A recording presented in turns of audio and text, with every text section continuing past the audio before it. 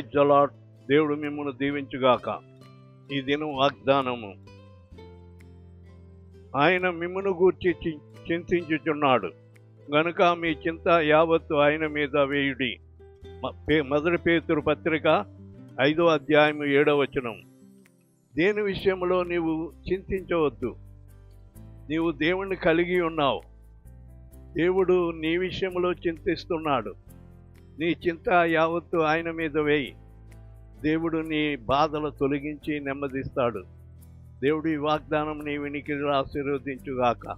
ఆమేన్.